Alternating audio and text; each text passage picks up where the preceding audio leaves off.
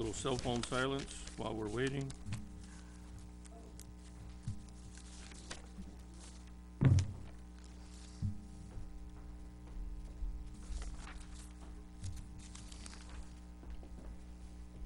Cynthia, your chair is reserved over here. You could just move the sign. Welcome, everybody.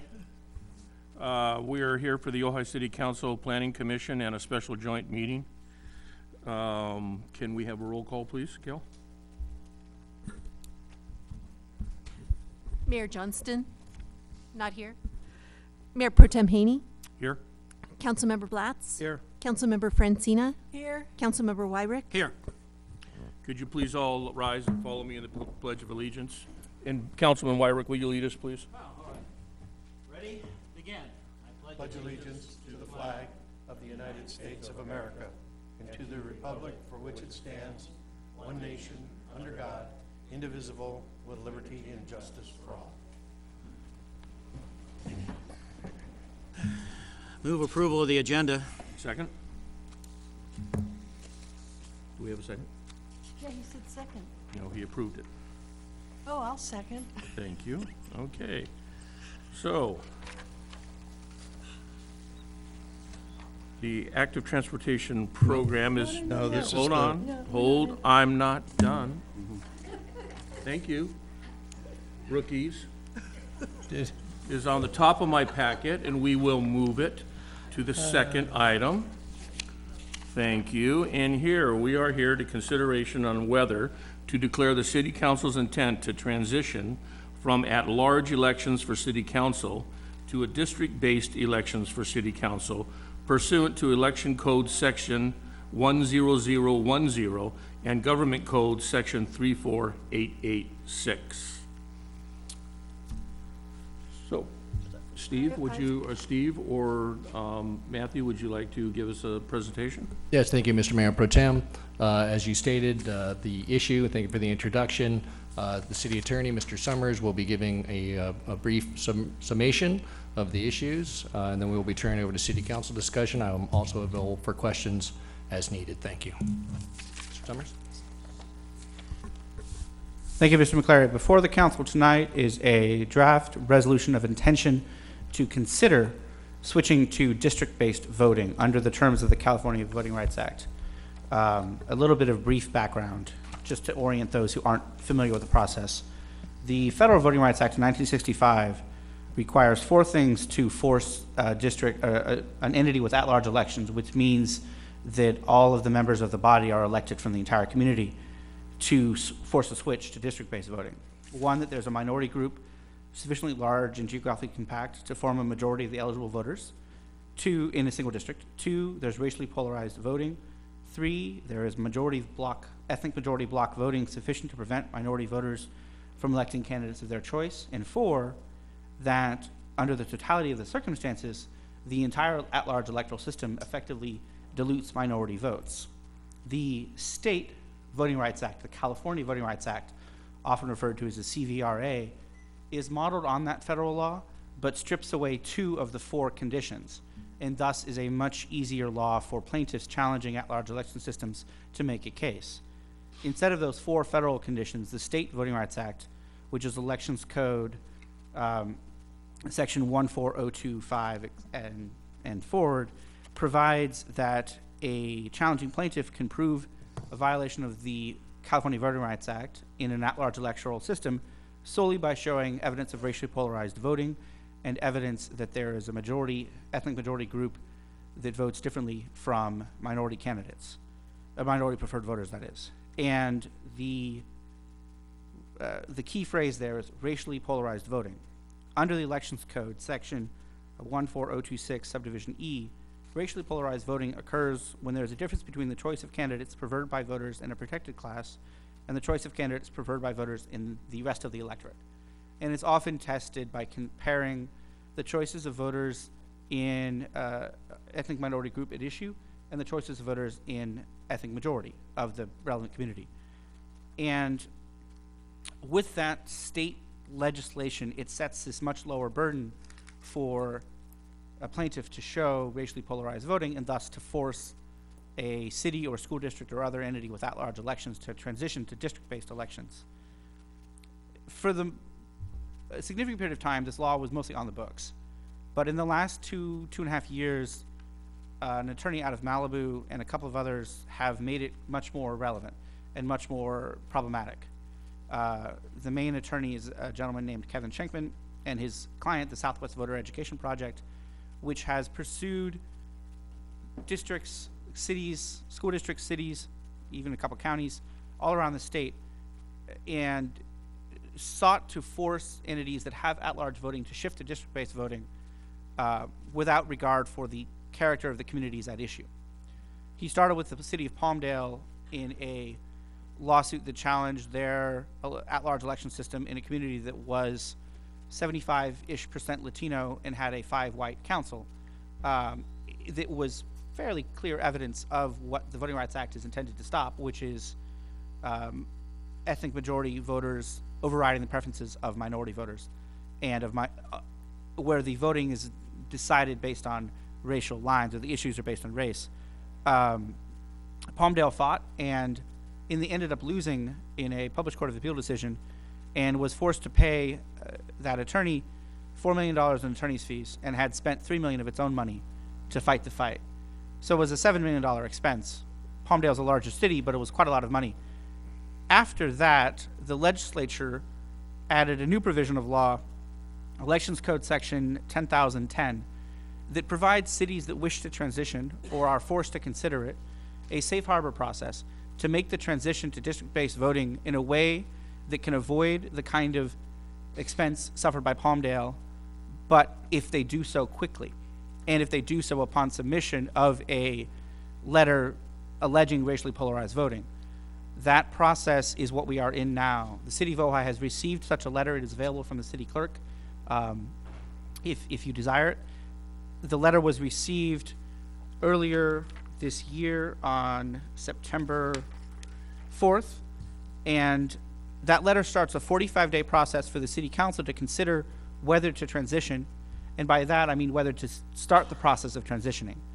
Tonight's action is that action. It's a resolution of intention to consider switching to districts. It is not the final move. It is an opportunity for the council to direct staff to move forward with this process while remaining within the safe harbor process, and thus limiting a potential attorney's fees owed to the challenger to $30,000, a much lower number than the cities that have fought have faced. The safe harbor process involves 45 days from the date of the letter to adopt a resolution of intention to consider switching to districts. From there, it's a 90-day process to complete the process and either adopt an ordinance switching to districts or not. In that process, there are 4 public hearings that have to be held. The first 2 to consider what kinds of communities of interest, and what kinds of information should be considered by residents and by the council in looking at switching to districts, such as where are the neighborhood boundaries, where are the issues that need to be considered, how does the community map reflect those local concerns, and where are other communities of interest, certainly ethnic groups, but also community groups and school district boundaries and school attendance areas, kinds of things that help demographers select how best to present draft maps to the council. There's 2 of those hearings.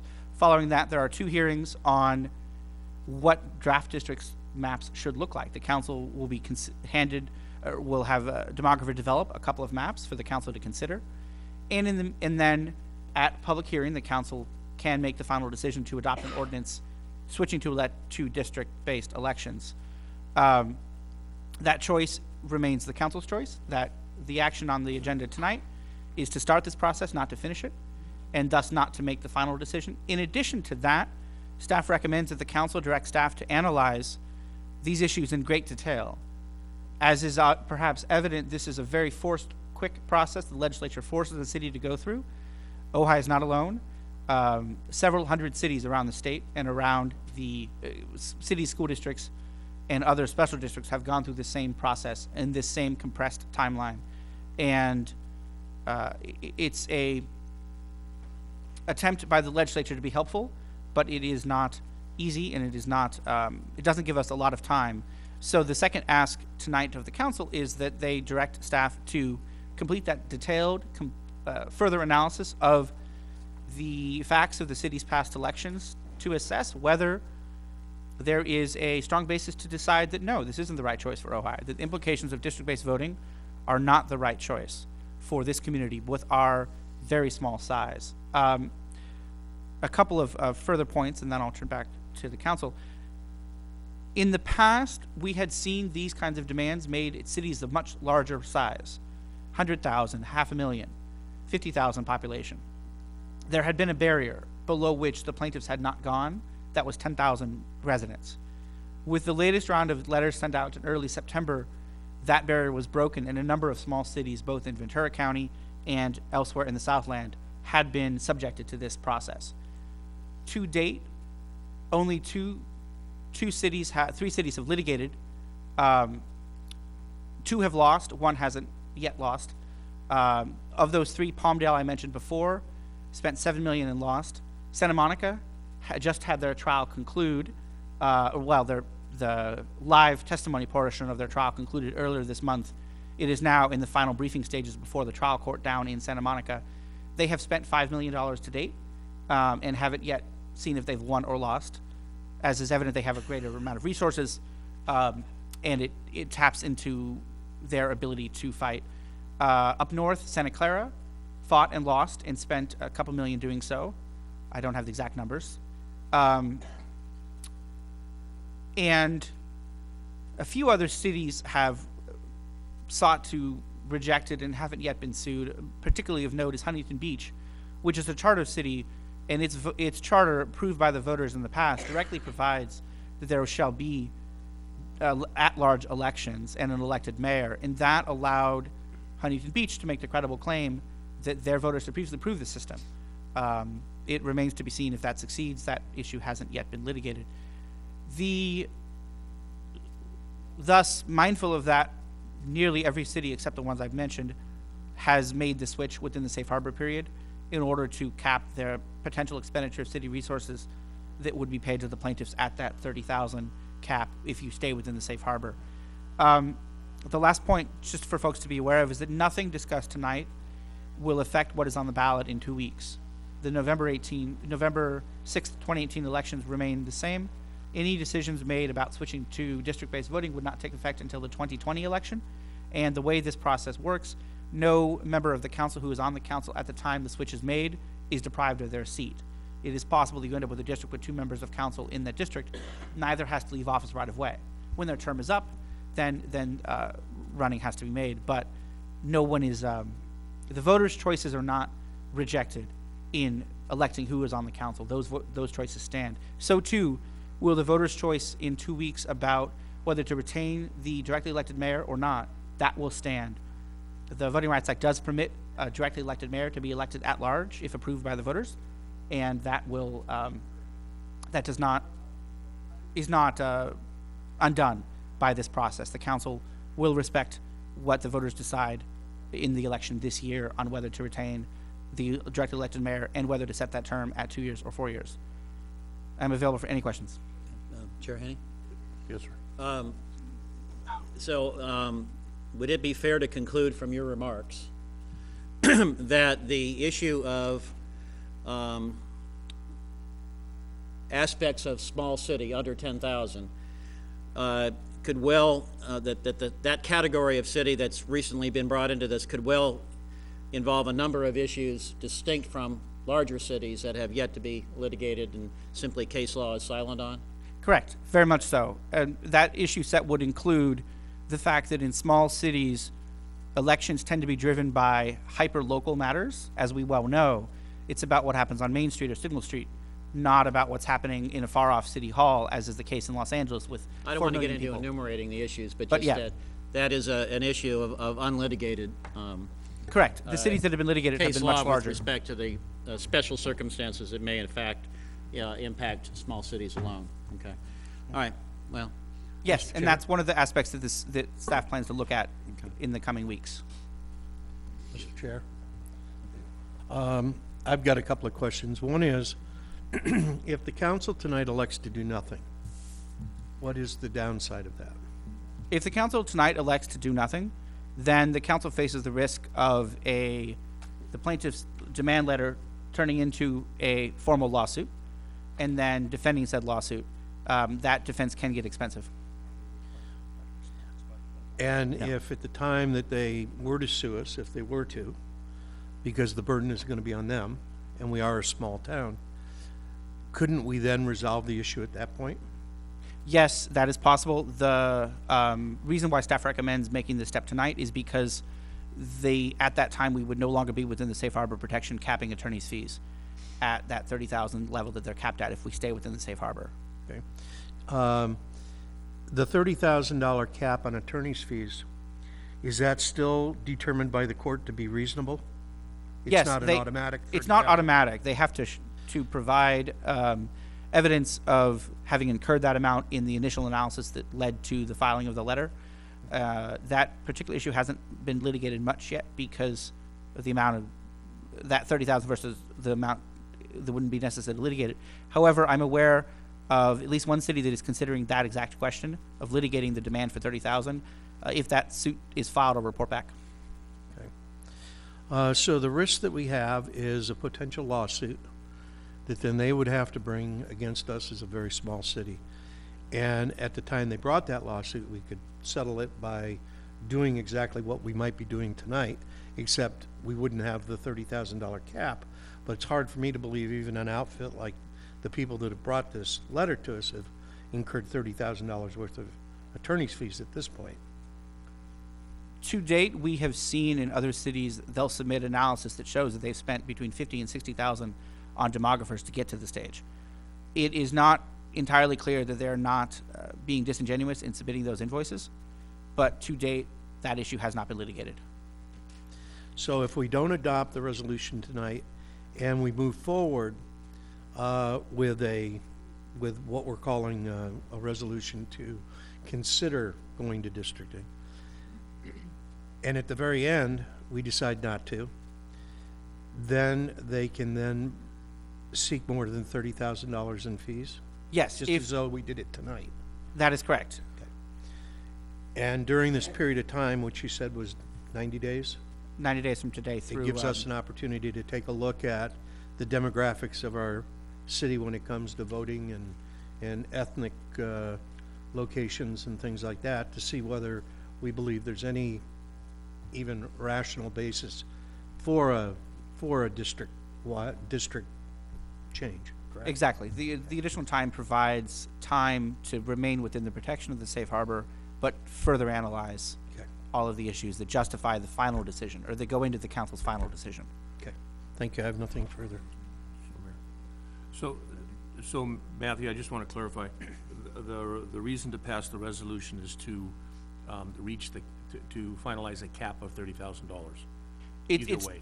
It's to remain within that cap. If within that if cap. at some point we step off the path, then we are outside that cap. And the path to stay within the cap is to, within 90 days, adopt an ordinance making the switch.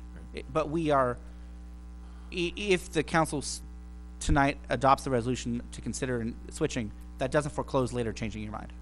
And if we fail to pass the resolution, then we're waiting for some form of litigation letter. Then you're potentially waiting to see whether a At suit that is point in brought. time, what's our response times for letters of that nature? If a suit is filed, we would have the standard 30 days to file an answer to the suit.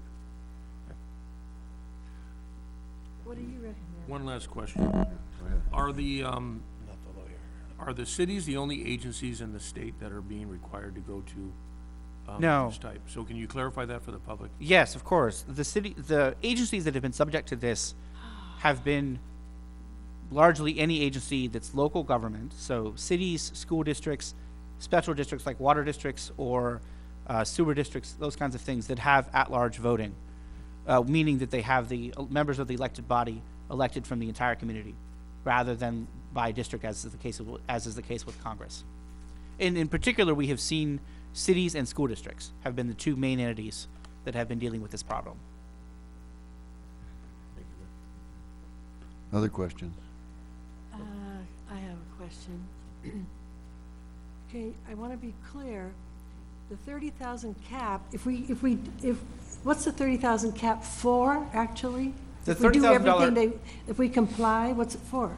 The $30,000 cap is a statutory cap on the fees that the plaintiffs can claim as pre-litigation fees spent in analyzing the issue and bringing the claim to the city. They, under the statute, it provides that they can make that demand within 45 days after the council adopts an ordinance switching, and then we have 30 days to respond to agree to pay or not, and then they can litigate from there. So it's a cap on fees spent in anticipation of litigation. Okay, I understand that. This may be really stupid, but does it cost, why do we have to pay to do this? Yeah, I understand the question. Sorry about not answering directly. The money is supposed to be reimbursing the expenditures spent by the plaintiffs on demographic analysis to determine whether the city or the school district at issue has had evidence of racially polarized voting. There is some concern in the community of city attorneys and school district council that deal with this, that the plaintiff at issue is not expending that full amount and is disingenuous in submitting his invoices. That has yet to be litigated, although there is a case that may come. Okay. Yeah. But that's the basis of it. It's supposed to be reimbursing for the time that they spend bringing the demand, and then the basis for that is the legislature adopted this process after the Palmdale case, when they spent so much money and lost. Yeah. It was intended to be a gift to the cities to help us, although it's become, thus being the idea of a cap, it has turned into a floor in the demands in another example of the law of unintended consequences. Yeah, it'll be a ripoff no matter what we do. Yeah. And the legislature has been, for those in the public who are concerned, as we are about this process, the legislature has been asked to look at it, both at writ large from the League of Cities and in individual conversations with individual legislators, and there has been no interest at all since the 2016 adoption of the safe harbor process in changing these rules, which is a great shame. And you've had an opportunity, or your firm has looked at this and said they might well be able to establish $30,000 as the minimum? It is possible. If the invoice comes in, we will look at it with a very fine-tooth comb and bring to the council the options for challenging it, if we go there. Have they shared with us their work in discovery, or whatever you want to call it? Not as of yet. We can demand it. Many cities have not demanded it in order to attempt to fly under the radar, but we can certainly do so. Because it seems like what we're looking at is sort of paying blood money, not knowing whether we're going to get stuck, and just not wanting to be stuck for more than 30,000. And that's to a certain extent the decision that has been made by many other cities around the state, is in order to avoid the risk, the higher risk, they'll switch early. And short of litigation, there is no way to dispute this and have sort of a permanent conclusion to the matter. It could just keep rising, coming up another 30, depending on, with some time passing, possibly change in circumstance, but is that correct? Yeah, the only way to definitively be safe is to either have made the switch to districts or have secured a court order that you don't have to. Right. And to date, no city the in-between has. is to enact or to adopt the resolution to create the safe harbor to buy some time. And if Yes, if we proceed with it, it works. If for whatever reason a determination is that there, when we get more facts, then we'll have to get a court to make a ruling on our side versus assuming that we can't talk this out with the attorneys. Right. But they're still going to get their $30,000, right? There are some options for kind of in the middle. The middle options are developing further facts that support the basis for not switching and maintaining the existing system, and the other middle path is reaching a negotiated resolution with the plaintiffs. Right. The only risk there is that doesn't stop you. It's not a permanent. That doesn't protect you from the rest of the world. Okay, Paul. Mr. Chair, during this safe harbor period, do we have the right to get their reports that they are using in their letter alleging that we have these violations? We can demand it. There's no statutory right to receive it, but we can certainly make the demand. Okay, so if we don't, if we say we are putting this under consideration, based on your letter, but we'd like to see the documentation that you've relied on in sending us this letter, and they say, well, we're not gonna give it to you, does that have any effect whatsoever later on down the road? It, I think, would become part of the council's consideration in whether to make the final switch. So last question. Matthew, I just want to be clear, we're not entitled to that discovery. We're not entitled to that information. We don't Is have that a what you're statutory saying? entitlement to it, no. Not at this stage. That would come, if a suit was filed, then we would. Okay. Great. Public comments? Public comment? I have a question. Yeah, of course. Is there an option here that if we put this to the voters as to whether we want to go district or at large? Is there an option there? Certainly can be done. That has been looked at in a couple of other cities recently, or relatively recently, and nearby. Santa Paula put the question on their ballot, not in response to one of these letters, but in response to the federal government making the same accusations. The whether and how that fits in with the safe harbor has never been litigated, but it Okay. is certainly one approach would be to, at the right time, adopt an ordinance subject to voter confirmation, and then that the city can credibly take the position that that would have met the safe harbor's obligations pending voter confirmation. That's certainly an option. Okay. Mr. Chair, my thoughts on that are, to take it to the voters, and the voters say that they don't want districts, is exactly the reason why the law requires you to look at the districts. So I'm not really thinking that's a very good option. If there was the type of voting that would eliminate the people that, at-large voting, that would eliminate the people that we're trying to protect from getting it turned into districts, even though I'm not saying that would happen in Ojai, it seems like it doesn't work. I think somebody could shoot holes through that all day long. Yeah. They'd use the election as evidence of the, That we have. of the bias. And certainly, one moment before, certainly if the council made the option to send it to the voters, we would recommend having an analysis done of that election, which would answer the question that's being posed. Were the voters at issue more or less preferential of the switch or not? Thank you. Not sure and that, does that protect something or just make it clearer? It would create evidence that could be used to defend having the voters analyze the question, that would help us in litigating that case of first impression. Right.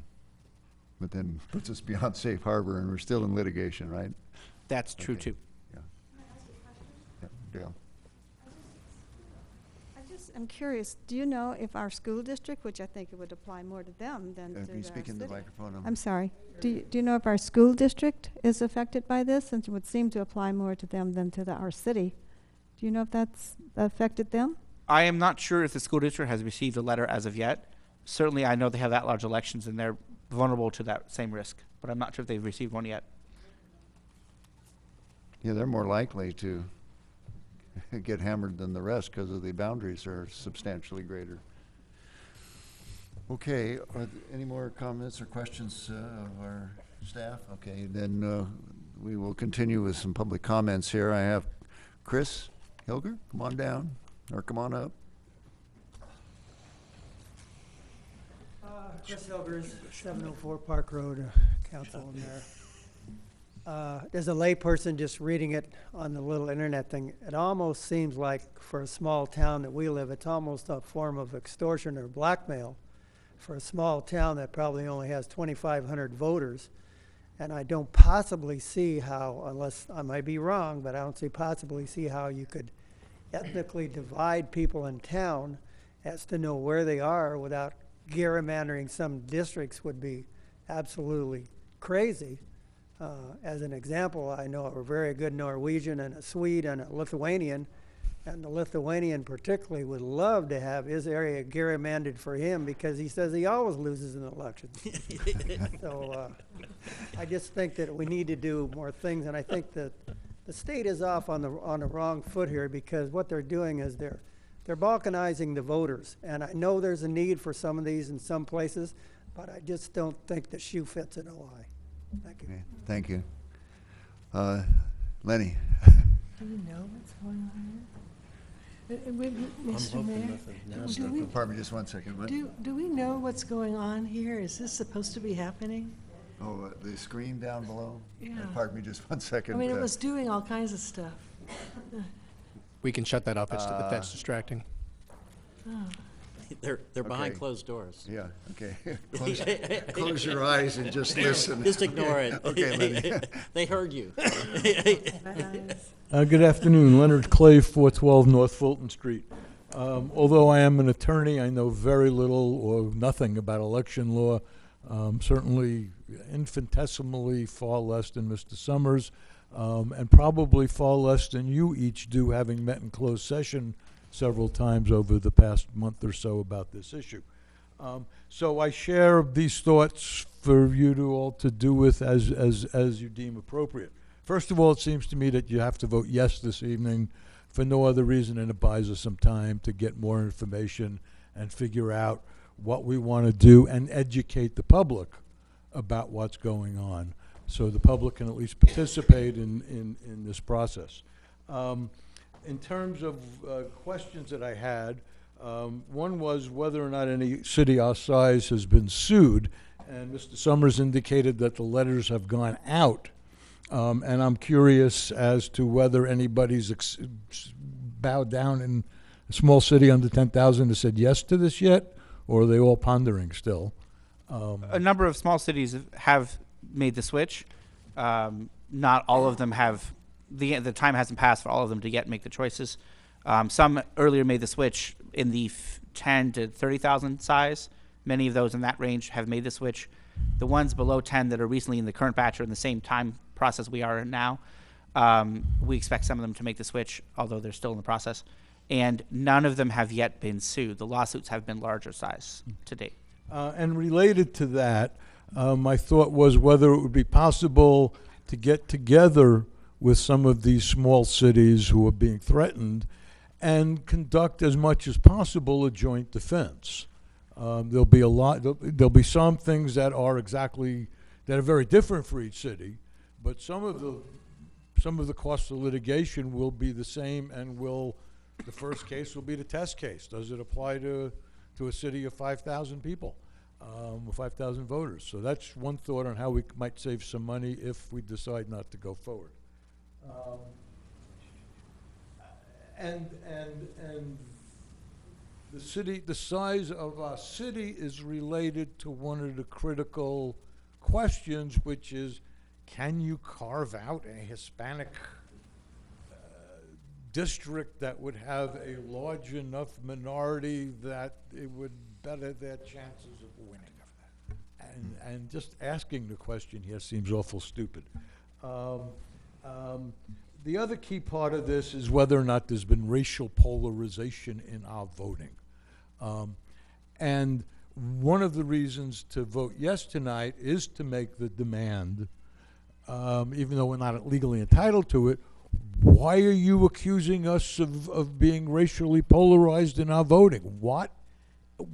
Give me an example of what Ojai has ever done that's racially polarized in terms of voting. From my observation, the opposite is true. We've had one person with a Hispanic-sounding last name run for city council in the last 25 years, and that's Savaro, and he won when he ran for city council, and he lost when he ran for mayor.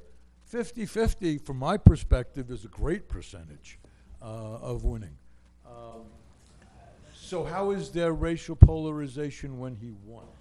I was at the Ojai Education Foundation breakfast last week, and the superintendent of schools noted that more than half of the students at the Ojai schools have family incomes under the poverty level. I would assume that because Hispanics are generally speaking in the lower economic ranges, that therefore whenever Ojai passes a school bond measure, which we always do, whenever one is on the ballot, That's an example of non-racial polarization in voting, because the white folks in Ojai vote for schools even though disproportionately their kids go to private schools. And the same with the library. You go to the library in the afternoon, there are lots of kids who look like they're Hispanic participating in after-school programs at the library. City of Ojai, every time it comes on the ballot, we vote yes for special funding for the library, to keep the library open. So I don't see racial polarization in our voting. The other thing about that, in order to have won the city council, I think Severo would have had to get the majority of white people who voted. I don't think he could have won if every Hispanic who voted for Severo and no white people voted for Severo. He would have lost. Okay, Lenny, I'm going to have to ask you to wind it up, or at least till I get the other people's comment, and then maybe if we have time, you can come back. Can I have another 30 seconds? Go. Okay, thank you. There's been nothing racial in any election in the city of Ojai that I've witnessed. Not one racial issue. There's been one person who I would consider to be a racist on a city commission, and he was not reappointed after his first term. And there was no brouhaha about him not being reappointed. And that's it. Vote yes tonight, and if at all possible, this is stupid, and let's not go along with the blackmail. Okay, thank you, Lenny. Wendy, with Bill Miley on deck. Thank you. Wendy Hilgers, Park Road, Ojai. Maybe you already explained this, or it's just something I'm supposed to know already. When they talk about the population, does that mean every man, woman, and child in Ojai? Or does it mean voting, people who've registered to vote? When we've been talking about population numbers, it has been pure persons. The Voting Rights Act looks at whether racially polarized voting has occurred in the elections that have occurred, but in adopting districts, it looks at purely people, not at citizens or voting age population. 'Cause I don't see how people can be deprived of representation if they aren't participants in the process. Does that make sense? In other words, why does the Voting Rights Act focus on, in assessing, or in setting up in districts, focus on equal pure population and not equal population of citizens voting who are of voting age? The answer is because that's how the statute's structured. The argument you make is a good argument, and the audience for that is Sacramento. Okay, thank you. Thank you, Wendy. Bill Miley with Elise on deck.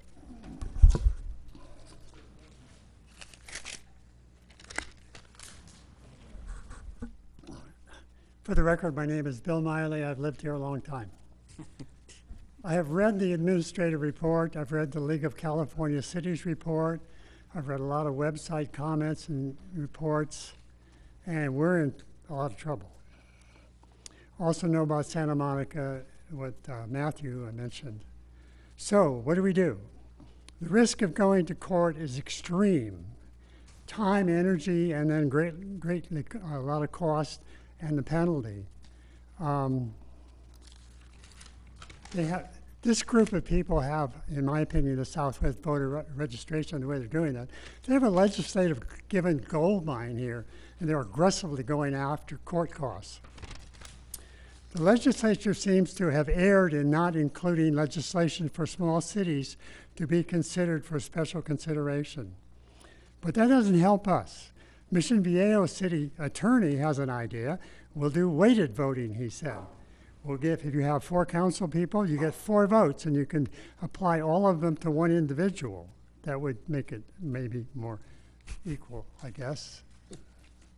You lost me on that one, Bill. I'm not recommending that. Proportionate voting. We have very little time left. Now the reality, if we don't agree and start processing time-wise through the steps necessary, the 45-day, the safe holiday, we're at great risk of losing a lot.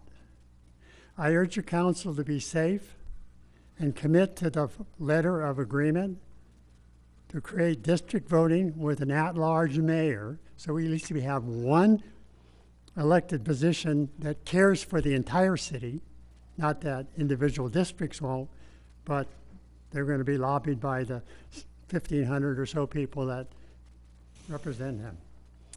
So my last little bit is a comment about the plaintiffs. I see the plaintiffs as being very aggressive and are eager to litigate. And according to an interview with one of them, that was the interviewee, the interviewer, he asked the plaintiff, how much of this the litigation is actually directly pertaining to the voters' rights? And he said 10%. And the rest of it we bill for. And I know Santa Barbara agreed with it. They went ahead with it, and it cost them $600,000. And they didn't even go to court. So be safe, folks. And I think we got to do it. We're under the gun. We're being threatened and blackmailed. And the legislature let us down. But we can't deal with that now. We have to protect our city. Thank you. Okay, thank you, Bill. Elise? Elise DuPoit, Ojai. Mr. Summers said that the current election isn't affected by what the outcome of this issue is, but I think it might be indirectly affected, if I'm correct in saying that if you do go with making districts, if you don't have the mayor at large, then we'd have to divide Ojai into 5 districts. If we have a mayor at large, then you'd have to divide into 4 districts. So it does make a difference on that. But I'm still not quite sure what happens if we agree to buy the time and then you decide later not to do it. Would then you just might risk getting sued again, and it could be very high costs? And we Correct. still have to pay the $30,000 or not?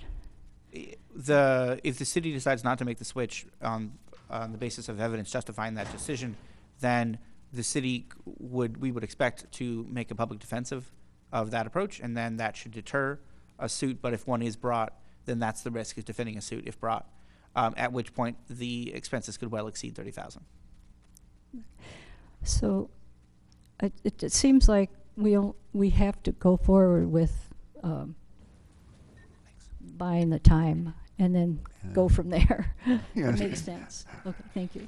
Okay, thank you. Okay, that's all the cards we have, so. I have a question about what Elise said. Is it true that, right now before the voters is the choice between an elected mayor for 2 or 4 years or going back to rotation? If the voters were aware that if we go back to rotation with this election, then in 2020, right? Help me explain. If the voters decide to return to an appointed mayor, then the 2020 election will have 2 council members on the docket, because the mayor, whoever's elected mayor, would still be an elected mayor between 16 and 20. The 2020 ballot would have 2 council members for 2 4-year terms. And then if districts was adopted, it would be 5 districts. And we'd be back to the way we were before, 5 in a rotation, and the only difference would be that there would be 5 districts from which the council's people would be selected. But there wouldn't be a mayor at large. Correct. If the voters decide in November to drop the at-large mayor, elected mayor, then the mayor would become appointed from the 5. It seems like the people should be informed about that. Oh, if we went back to the appointed mayor, then there would not be a mayor at large. I just wanted to make that clear. We haven't done districts yet, so we're. Yeah, Right. if we're forced to do all that. at large Yeah. still. So, okay, it's unknown. Okay. I'm happy to restate that point just for the public's benefit. The questions on the election in November, measures J and K, are whether to return to an appointed mayor from among the 5 without having the mayor be directly elected, and if retained, whether the directly elected mayor's term shall be 2 years or 4 years. Both of those choices would take effect starting with the November 2020 election, meaning that whoever is elected from the 2 candidates for mayor this time in 16 would be the elected mayor for 2 years. After that, those choices would take effect, and those choices would inform the number of districts that would be adopted by the council should and only if the council chooses to switch to districts. To restate, if the voters decide to retain a directly elected at-large mayor, they can retain that even with districts.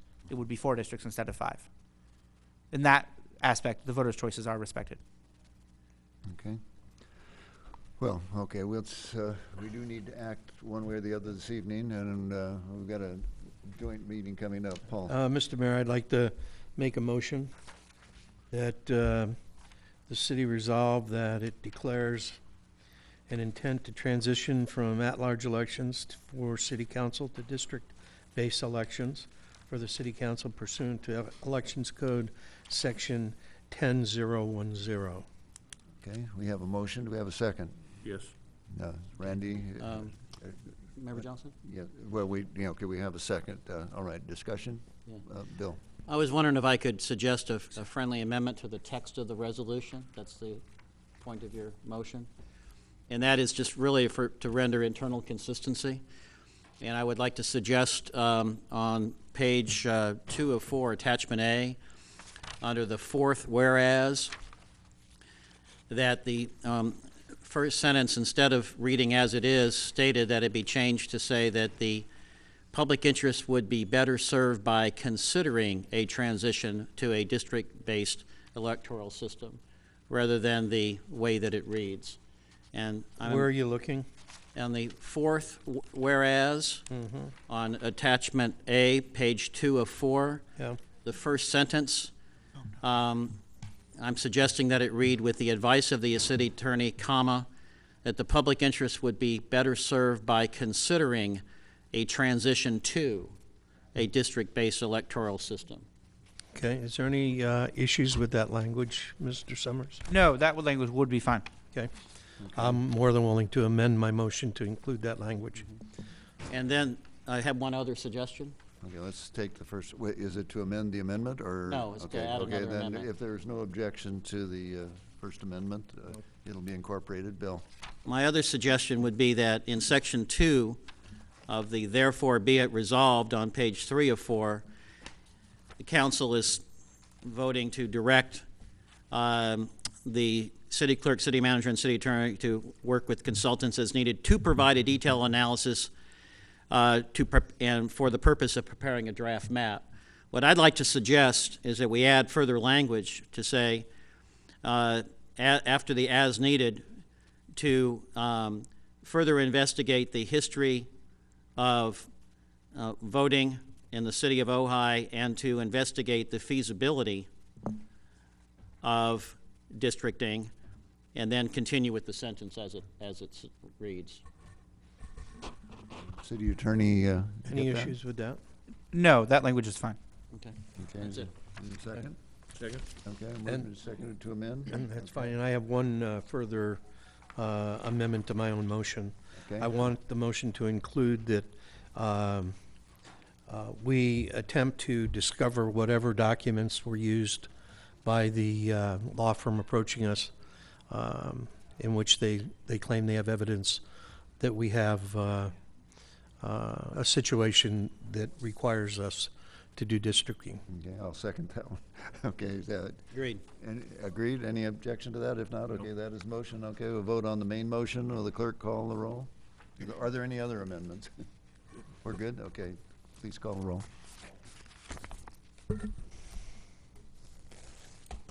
Councilmember Haney, Yes. Councilmember Blatz, Yes. Councilmember Francina, Yes. Mayor Johnston, Yes. Councilmember Wyrick. Yes. Okay. you. Motion passes. Is that the only item for the special meeting? Okay, well, then. Yes, it is. Do we adjourn the special meeting? Is at this point? Is that in order? Yes, you need to adjourn this, and you'll be calling the special meeting, the joint special meeting to order at 6. Okay. And my apologies. I didn't quite keep all the joint special meetings and the times together. I thought, my goodness, we'll be meeting at lunch before long if we have any more special meetings, but okay. So now. Thank you. That's right, we thought we were going in closed session.